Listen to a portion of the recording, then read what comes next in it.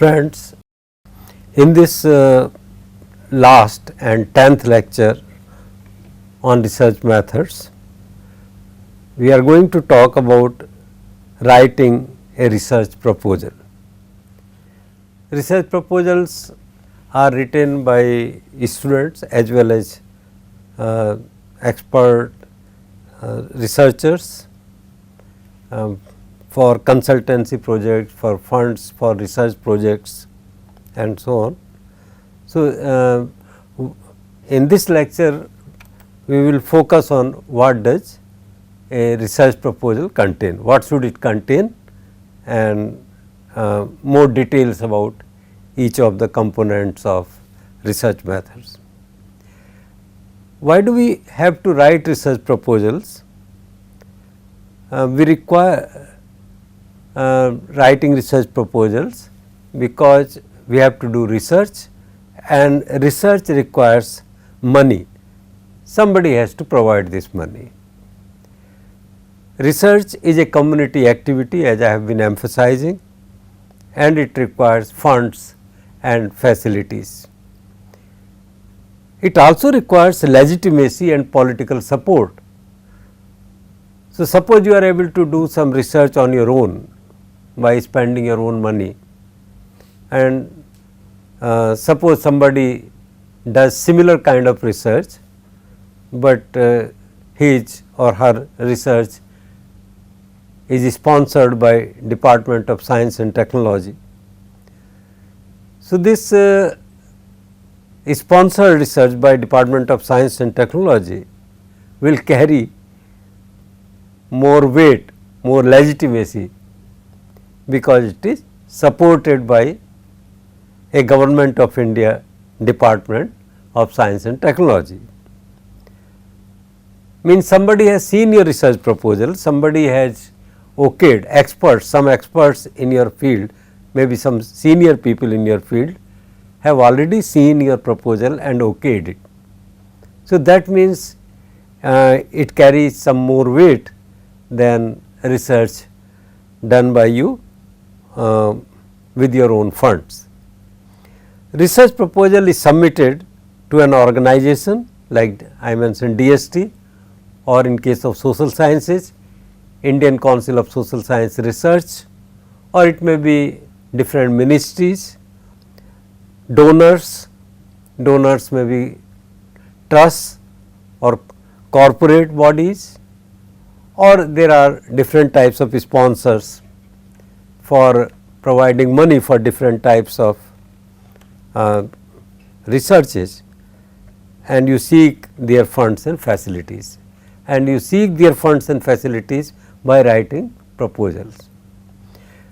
These facilities include equipment like computers, software packages, SPSS, SAS, MATLAB, NVivo, audio and video recorders, space, books, travel, printing, stationery, many more things, miscellaneous. Research must meet, and because you are submitting research proposal to donors or sponsors for sponsoring your research, and they are providing money, they also have some interest, and your research must meet the needs of the donors or sponsors so that they can provide you money. Now, before writing a research proposal, I would say try to understand the requirements of the donors or sponsors. It helps if you discuss with the sponsors about their requirements and areas of interest, or look at their website before writing a proposal. Maybe there is some organization which gives money on research on demographic transition, decline in fertility, mortality, or maternal mortality specifically, but they declare from time to time in which state of the country or in which region of the country they are looking for researchers to work. So, if you write in your research proposal, say Madhya Pradesh, that you want to conduct a study of factors of maternal mortality in Madhya Pradesh, but they want to, for some reason, policy making, government may have its own reasons to focus on that. Government or government departments want to focus on Bihar. Then if you write a proposal on Madhya Pradesh, it will not fetch you money. But if you write a proposal on Bihar specifically, then there is a higher chance of your getting the money. Similarly, all donors, sponsors, departments are interested in certain specific issues, and if you write proposals on those issues, there is a greater chance of getting your research funded. If you can talk to them on phone, or you can meet them in person or see their website, this helps, because the area of interest to these people may differ from your area of interest. If you are looking for money, it is important that areas of interest of donors and yours match. They may also guide you to some specific studies or research groups to sharpen your idea. They may tell you that go through this work, go through this literature, these books, these papers, look at these survey instruments, and write your research proposal accordingly. What does a research proposal include? A research proposal includes the following things.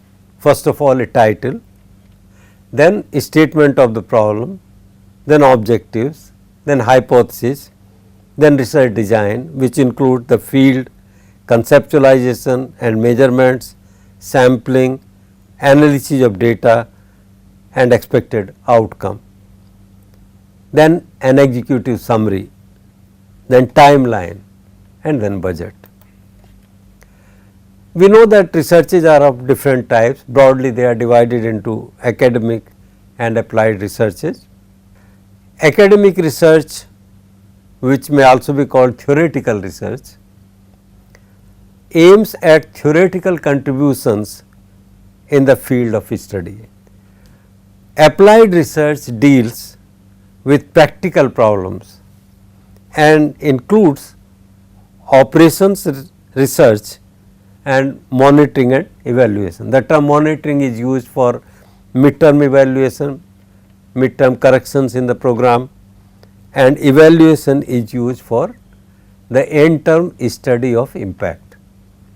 So, theoretical research and applied research. In social sciences, academic research or theoretical research is done mostly in universities and study centers. It is like writing a paper on making modifications in the National Rural Health Mission, or nowadays it is called National Health Mission, in the light of complexity theory. In applied research, you are more interested in whether a specific aspect of National Health Mission is working effectively or not, or how to reduce maternal mortality, what all Government of India health departments have to do to reduce maternal mortality. Government may focus on 2 or 3 aspects of maternal mortality, but through your research you can say that some more work, some more strategies, some more approaches are required to reduce maternal mortality to the target levels. And for this they are the sponsors, universities. If you are writing a theoretical paper, if you are working on academic problems, academic research, your institute, your organization is the sponsor.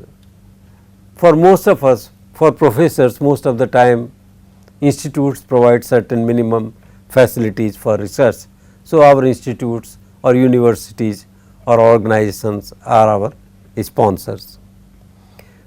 In addition, university professors also take up consultancy projects and look for sponsors for their studies. Many university professors have been associated with conducting national family health surveys in different states, and they write proposals, submit it to IAPS, to a review committee, and several other NGOs and other university professors will also apply, and one of them will get the survey. Applied research is done mostly by research organizations, market research organizations, government departments and NGOs and development organizations. Some international organizations give research only to NGOs and not to universities or government departments. Now, for this donors include corporations. Nowadays, under corporate social responsibility also they give projects, research projects, development projects, intervention projects, and like recently one NGO with which I am associated is running development, watershed, education, health projects in Punjab and Uttar Pradesh, in selected districts of Punjab and Uttar Pradesh, and these projects are sponsored by SDFC under corporate social responsibility. Other organizations are like USAID, DANIDA, DANIDA, Oxfam, UNICEF, ILO, World Bank. So, there are national and international organizations. We have done researches for all kinds of organizations. We have done one study of SODIC land reclamation program for government of Uttar Pradesh, because some land has become unfertile or SODIC because of constant use for decades and because of the quality of irrigation water and so on. So, by making certain interventions, an effort is made to reclaim that land and convert it into a fertile land, SODIC land to fertile land, and we have done a study of SODIC land in selected districts of Uttar Pradesh. We have also done studies for international organizations like UNICEF, and so what I want to say that there are so many organizations, and Department of Science and Technology is one, different ministries appoint consultants and give researches to universities, and these days under corporate social responsibility many corporate organizations also fund researches. So, once you know that what is to be covered in a research proposal, the next issue is how lengthy should your proposal be. Now, from Google image I have taken this image. It says that abstract in one page, introduction in one page, problem statement in one page, purpose of study in one page, significance of research may take 2 pages, then methodology 2 pages, design 3 pages, instrumentation 1. For your social science research you may have tools of data collection in place of instrumentation, tools of data collection, and then data collection and analysis procedures, sampling, etc., then relevant institutional resources, and then budget and references. But ultimately I would say that there are no fixed norms. This is a guideline for beginner, but there are no norms. Your purpose of study can be written in half a page or it may take 1.5 pages. Methodology may take 4-5 pages or 3 pages or 2 pages or you can summarize it in one page. So, as it depends on what kind of problem you are cracking and what is your methodology, what are your methods, what are your tools of data collection and so on. So, let me talk about all these things, the components of research proposal one by one. Title should be simple, unambiguous, specific. So, you may have a subtitle to make it specific. It should be easily understood by the donors. For example, in gerontological approach to meanings is not a good title. Why? It is not clear what will such a research include. A better title on similar issues would be aging experiences of women in urban India, a comparative study of working and non-working women in Chandigarh city. So, it is simple, it is about aging experiences of women, it is specific, urban India, it makes it more specific, and comparative study of working and non-working women in Chandigarh city, because the aging experiences of working and non-working women may differ. Then exploring traditions through ethno-medical practitioners, a case of Muriaj of Bastar is also a good title. It is clear, self-evident, but only for academic community. Others would not know who are ethno-medical practitioners. Maybe if you apply to State Bank of India under corporate social responsibility and they are willing to fund your research, they may not, managers of State Bank may not understand what is ethno-medical practitioner.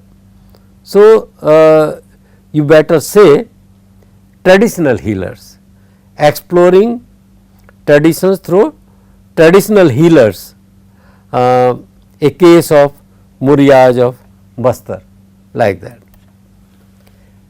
Now, what is statement of the problem? Research problem comes from a perceived discrepancy between what is and what should be. It is a question about why the discrepancy exists. At least then when you talk of discrepancies, you also talk of solutions, remedies, interventions, and if there is only one intervention possible, then again there is no research. It is a research problem if you have at least two possible and plausible answers and you want to select or you want to recommend one on the basis of your research, you want to recommend which one is more effective or more rational or more advisable from your point of view. This I have quoted from Handbook for Family Planning Operations Research Design prepared by the Population Council. Let us take some illustrations. A statement of the problem can be like this: socio-economic factors affecting dropout rate at the post primary level in the tribal areas of Madhya Pradesh. I said that statement of the problem is about some discrepancy between what is and what should be the situation. So, maybe dropout rates are high and we want to reduce them to minimal level, finally to 0%, but okay, if we can reduce dropout rates to 5%, we will say that the policy is working effectively. So, there is a discrepancy between full enrollment and the present enrollment rate of say about 51.3%. So, the question is what are, so first a discrepancy, there is a discrepancy, then causes of this discrepancy, factors which can be attributed discrepancy, what socio-economic factors are responsible for it, or maybe what demographic and socio-economic factors are responsible for it, or what geographical or infrastructural or demographic or socio-economic factors are responsible for it. You can make a more integrated or holistic study. Then what are plausible alternatives? Change in social structure or financial condition of parents, which factors are more important? Poverty is more important social structure is more important, or certain infrastructure facilities, transport facilities, or what factors are more responsible for variations in enrollment rates or as a cause of dropout rates at post primary level. Why post primary? Because as the data show, planning commission data and our previous 5-year plans data, that at the primary level we have almost 100% enrollment rate. In India the problem is more of post primary level. The next to statement of the problem we have objectives. What are objectives? Objectives are the statements about what are expected and hoped for contributions of the research. What can we expect from the research? What can be hoped for from the contributions of the research? In evaluation studies, in addition to the above ultimate objectives, the researchers are also concerned with immediate objectives, dealing with who will do, how much of what, to whom, when, where and for what purpose. As earlier we used two terms, monitoring and evaluation. Actually monitoring is about these questions and evaluation is the overall evaluation of the program. Once the program is over, what impact this program has created and whether it was cost effective. What is doing a cost benefit analysis of the entire program after its completion, that is part of evaluation. But answering these types of questions for mid-term corrections is part of monitoring. This is again from Population Council's handbook. Objectives of research, this is a Google image and it summarizes definitions of objectives very well. To gain familiarity with the phenomenon, to portray accurately the characteristics of a particular individual, situation or a group, to determine the frequency with which something occurs or with which it is associated with something else, to identify, it should be causal relationship, to identify the causal relationship between variables. Causal relationship means x to y, which means that changes in x produce a change in y with a gap of time. Now, this relationship may be direct, this is direct, or the relationship may be indirect, that x affects z and z affects y ultimately, or there may be both. There may be direct as well as indirect relationships between x and y. Directly x affects y, indirectly x affects z and z affects y. So, there is indirect connection between x and y. The possible objectives of a study on education. I am again giving you illustration what kind of objectives we can have in research. To study the socio-economic and demographic characteristics of the major communities in the tribal areas of Madhya Pradesh. There are so many tribal communities. So, comparing educational and socio-economic and demographic characteristics of different tribal communities and non-tribal communities. This can be a good topic of research for Ministry of Tribal Development, because they would like to know which tribes are lagging behind or to what extent tribes are lagging behind the general population and what can be done to improve their condition. To study the enrollment rates at the primary and post primary levels among the major communities in the tribal areas, or to conduct the situation analysis of primary and secondary schools.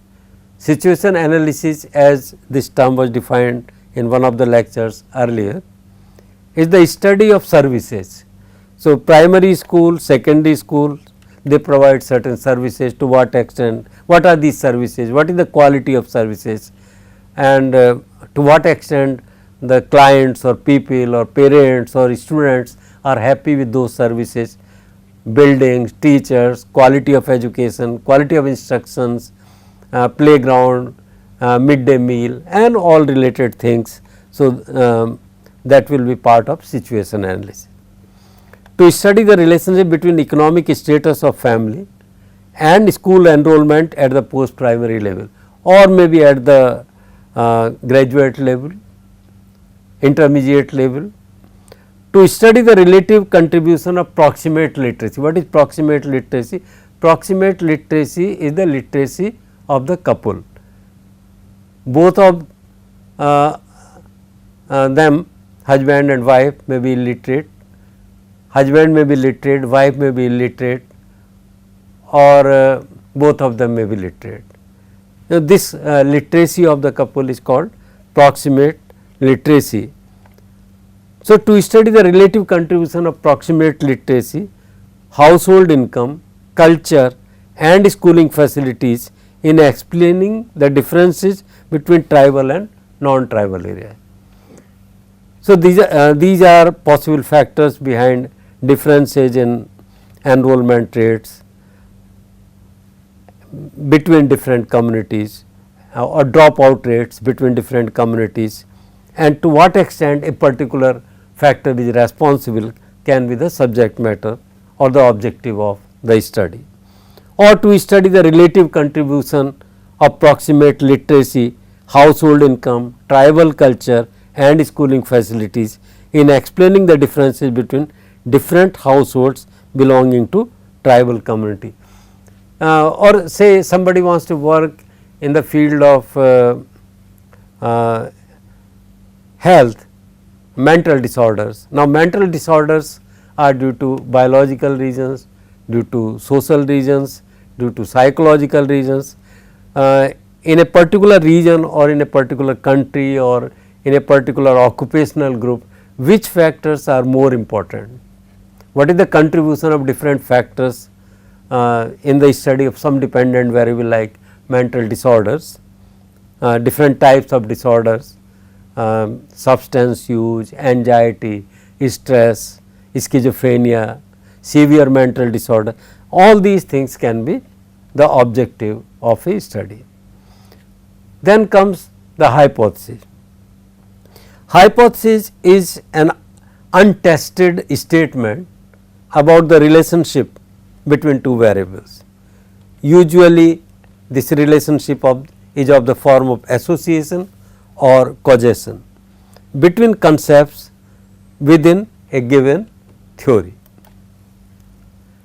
Hypothesis may be directional or non-directional, and non-directional means you may say that education has an impact on family size or education has an impact on awareness of HIV and AIDS, or education has an impact on infant mortality, education has an impact on child mortality, education has an impact on maternal mortality.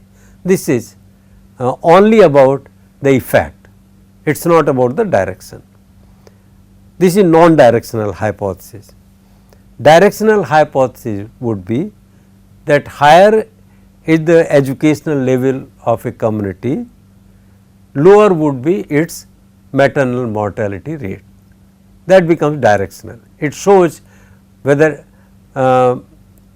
improvement in X leads to improvement in Y or to decline in Y.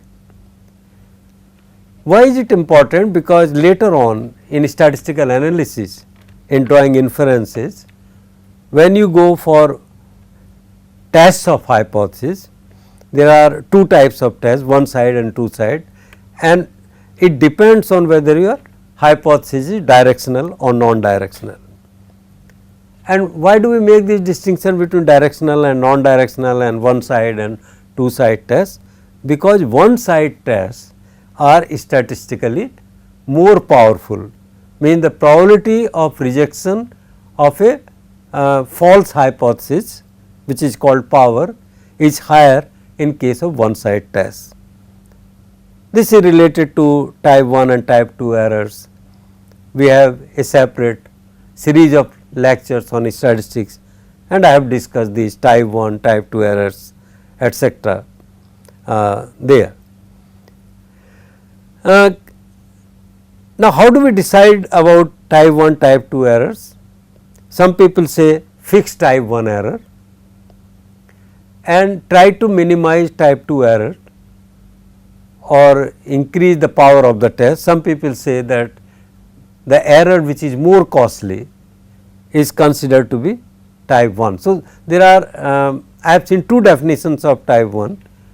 Usually type 1 in testing a null hypothesis is defined as probability of rejection of a true hypothesis, or you can another way of defining this is that call type 1 error which is more costly, and the other type of error becomes type 2. These days some people also talk of type 3 error, which is the error that arises in decision making because you have developed a wrong hypothesis. So, to repeat, hypothesis is an untested statement about the relationship usually of association or causation between concepts within a given theory, and they can be directional or non-directional, one side, two side. The former are more powerful, and therefore, I would advise you to have a directional hypothesis wherever possible. In early stages of research, maybe directional hypothesis is not possible, but as research advances, you should have a directional hypothesis.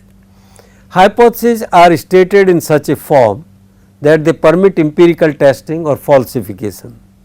Empirical testing is important, that they can be rejected or falsified on the basis of observations or data, and that means they should be stated in such a manner that to test them it is possible to collect empirical data.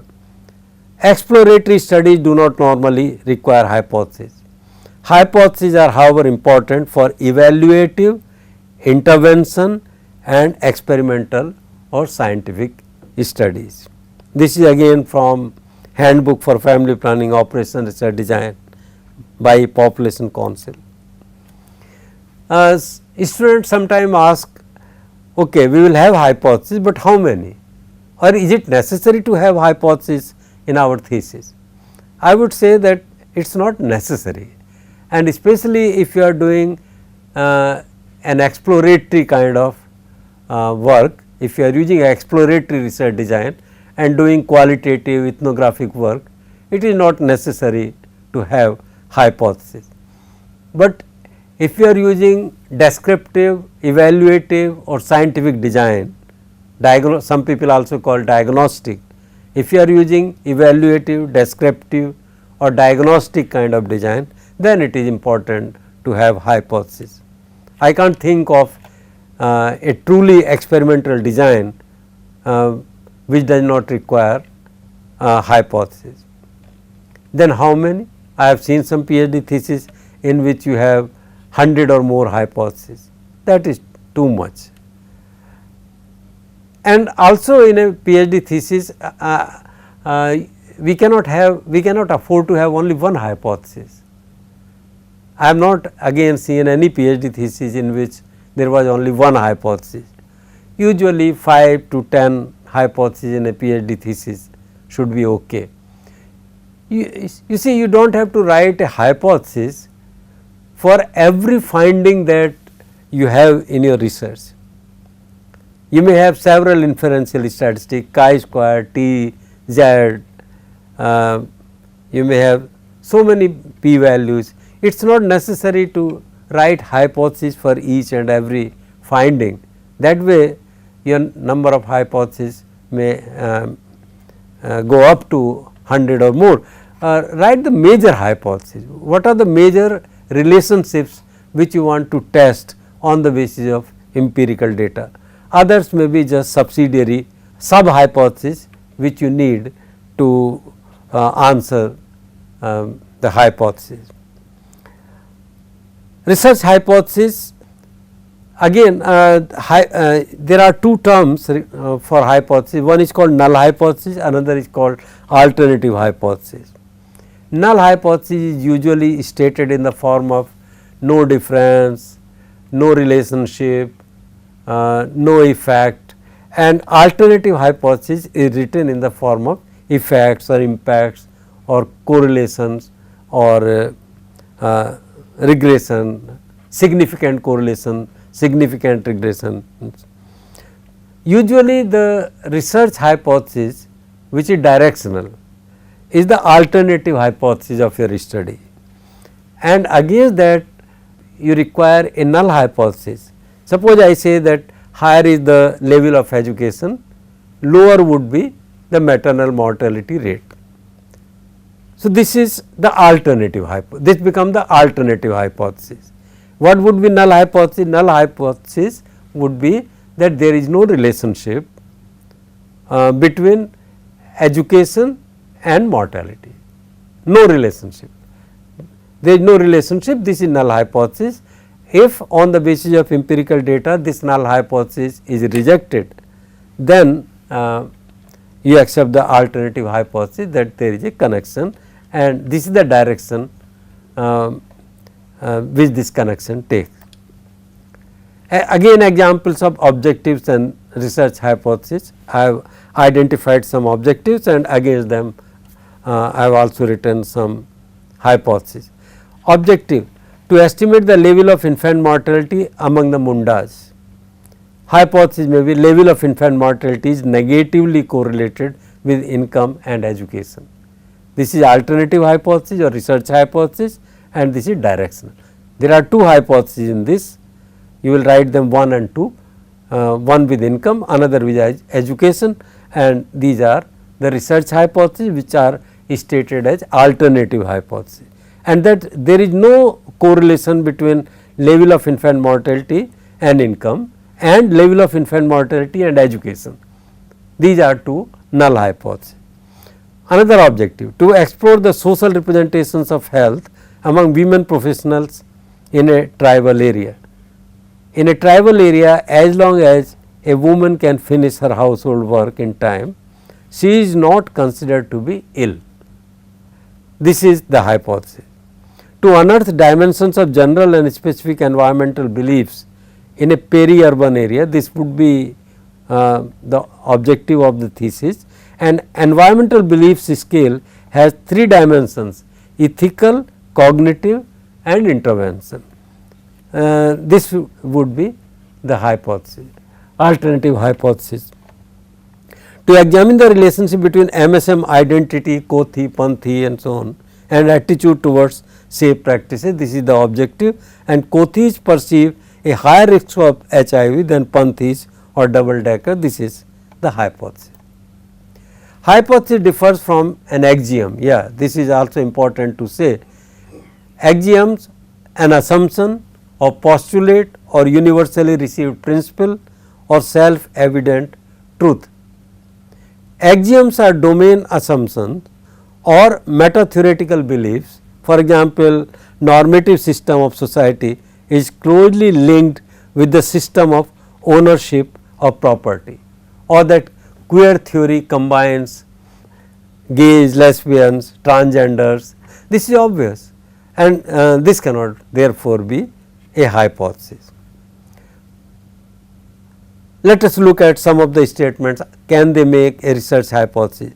Opening of ashram schools in the villages has improved the enrollment rates among girls at the post primary level. I have worked on this hypothesis in Jhabua district of Madhya Pradesh once. This is a good hypothesis. Then prolonged stress leads to anxiety, mental disorders. This is a proven fact. So, this cannot be a hypothesis. There is no need to test this. Those dealing with biological, cognitive aspects of mental disorders know that prolonged stress leads to anxiety or mental disorders, phobias. Queer theory combines the experience of gays, lesbians, transgenders and vice. This cannot be a hypothesis, because this is part of the theory. The theory is designed in that way that it combines all the marginal groups based on sexuality against the heteronormativity or states. This is the way theory is made. Proximate literacy is a major determinant of enrollment at the post primary. Yeah, this is a hypothesis. Earlier also this statement appeared as a hypothesis, and expansion of non-farm employment in the tribal area has led to demand for secondary and higher education. This can also be a good hypothesis to test. Now, remember that avoid abstract constructs until they have not been adequately operationalized. Actually, in research review, on the basis of review of literature, you develop a conceptual framework, and your review of literature prepares you for theorization of the problem. From theories you come to hypothesis, and in hypothesis you are using only operationalized concept, then data, then field, then analysis, and analysis is all about statistical findings or findings of qualitative research. And in the last chapter you go back to theory, whether the theory with which you started is okay or not, or you need to modify theory in some significant aspects. These statements like man is rational or the power structure determines the nature of false consciousness, they cannot be hypothesis because they contain abstract terms, and power structure may be defined in different ways, false consciousness may be defined in, they have to be operationalized to make them or manage rational. You will never be able to falsify this statement that man is rational, no matter what man does in a given situation. Which of the following would not be interesting hypothesis for PhD? In Kanpur city, the relationship between years of schooling and fertility among Muslims is important. This is not a hypothesis. You do not test whether something is important or not. All human action is utilitarian, again this is not a hypothesis. Class struggle is the motor of history. This is a Marxist axiom, this is not a hypothesis. But water specific environmental beliefs are multidimensional, can be a hypothesis. Domestic violence is negatively correlated with husband's income, can be a hypothesis.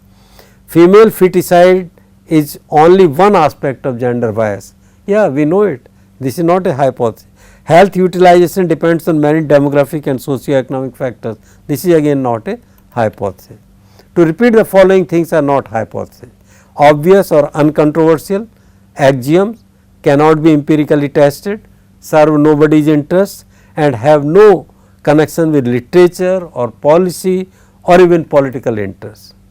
Then comes the research design. After hypothesis comes research design, the field, conceptual framework, measurement, tools, sampling, pilot study, analysis of data, exploratory factor analysis or confirmatory factor analysis, and expected outcome. This is, I thought that I will give examples from very carefully designed sample design, and this is from Population Council study, Understanding the Lives of Adolescents. Here they write, a complete mapping and household listing operation was carried out in each selected PSU, and then based on this list a PSU was divided into two nearly equal segments, and one segment was randomly chosen for conducting interviews of females and the other for interviews of males. The list of households within each segment provided the necessary frame for selecting households within the segment. The number of households interviews to be conducted was fixed at 90 in the male segment, 150 in the female segment, etc., with equal probability from the list using systematic sampling. The value of the interval between one selected household and the next was determined in advance to ensure a self weighing design, and so on. So, this is how a sample design is written. Quite often we find that students simply write that a theoretical sampling method was used, or purposive purposive is not a good term for carefully designed research. Do something and look at the studies in your field, what kind of sample design they have chosen, and learn from them. Here in this Population Council study, they have learned from sample designs of various studies. They also write that this sample design is developed based on sample designs of these studies. Similarly, for questionnaire, for tools, they write the development of individual questionnaire. I have not seen PhD students writing like this. It is very important. The development of individual questionnaire was informed by survey instruments used for other studies, notably the instruments used in the youth study, a study of adolescents in Rajasthan and a study of younger and older adolescents in Madhya Pradesh and Uttar Pradesh. We also drew on tools developed by ASER, the tools used in SEHER project by Sangat and the patient health questionnaire, etc. So, see, there is a justification for the questionnaire used in the study. So, if you are working on something on which already so much of research exists, or there are censuses, surveys, all India, regional and confined to small regions, learn from them. Then your research proposal will be strong. If you write on your own, just imagine what kind of work you want to do and how, that will not be a good design. This is conceptual framework of a PhD study submitted in management department under me, that this study is about job attitudes and job attitude. These arrows show that there is a symmetrical relationship between individual work orientation, it was defined in some way theoretically, and job attitudes. Similarly, organizational spiritual climate, leadership values, organizational values, they affect I saw experiences, spirituality at work, individual spirituality at work experiences, and they also affect job attitude. These two relationships are asymmetrical. Then individual work orientation is a moderating factor, though it also affects directly individual spirituality at work experiences, and then there are random errors in measurement of job attitude. So, based on review of literature, you have to develop this kind of conceptual framework, then operationalize these terms and then have hypothesis. There is also an important thing, executive summary. Your research report may run into 300, 350 pages, say it may contain 50,000 words. Then key functionaries, health secretary, government of India or the regional director of an international organization do not have sufficient time to go through a detailed report. They are interested in objectives, methodology, major findings and policy implications. Executive summary serves their purpose. So, it is a small 10, 12, maybe 15 page document which summarizes all major things of research. Then you require a timeline, how much time you will take to conduct the study. It shows with the help of a matrix, diagram or chart, duration of the project, activities planned at different points of time or in different periods, and in which time period, month and year from the beginning of the project, what kind of things will be achieved. This is an example again from Google Images, and like these things show that literature review will be done in the middle, between middle of October and completed, it will be completed by the mid November. Instrument design will be done in 15 days of December, like that, and this review will be done between October and March, and finally writing of conclusions will be done in March. I am not saying that this is a right kind of timeline, but this is indicative of timeline. Timeline shows you may write years or months and from the start of the project which activities, these are different research activities, which activities will be done or which activities will be completed in which period. Then budget is another important thing. Funds are not unlimited. All research proposals submitted for the consideration of approval of the donors require a budget estimate, total requirement, breakup of expenditures under different heads, and permission to change the amount under a particular budget head by a certain percentage without affecting the total. You may say that please give us permission to transfer say 5% or 10% of budget under a particular head to other heads if need arises, but the total will not be affected. Once the project is over, who will own the assets? This is another important thing. You buy so many books, computers, computer equipment, and maybe furniture. Who will own all these assets when the project is completed? Budget is divided into various things, various components. Personal means honorarium, salaries, other perks for different people. For PI means project investigator, you may be the project investigator, your associates may be co-project investigators, then research coordinator, and then research assistants who will be appointed to collect data, to enter data in computer, and to analyze and to write report.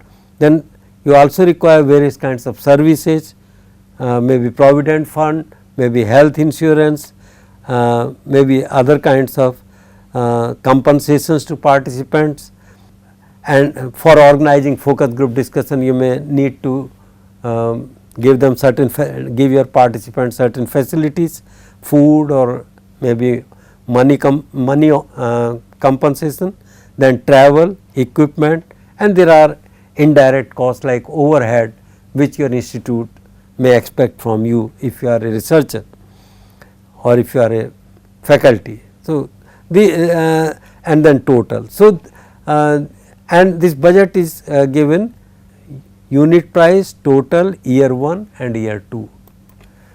Remember, technical content is not everything. For sponsored research, budget estimate also matters.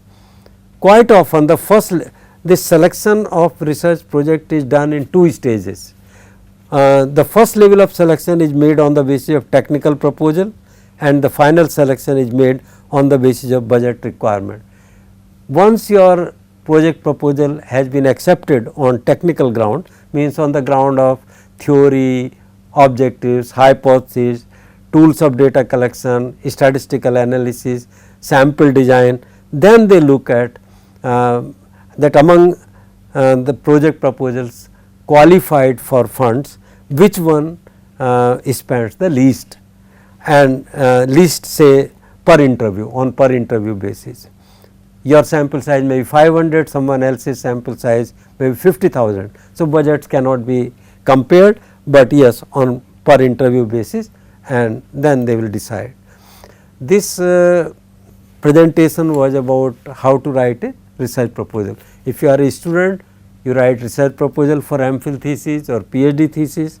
If you are a serving professor somewhere, you may have to write proposal for different agencies, for your own institute sometime, and for different agencies, Government of India, corporations or international organizations.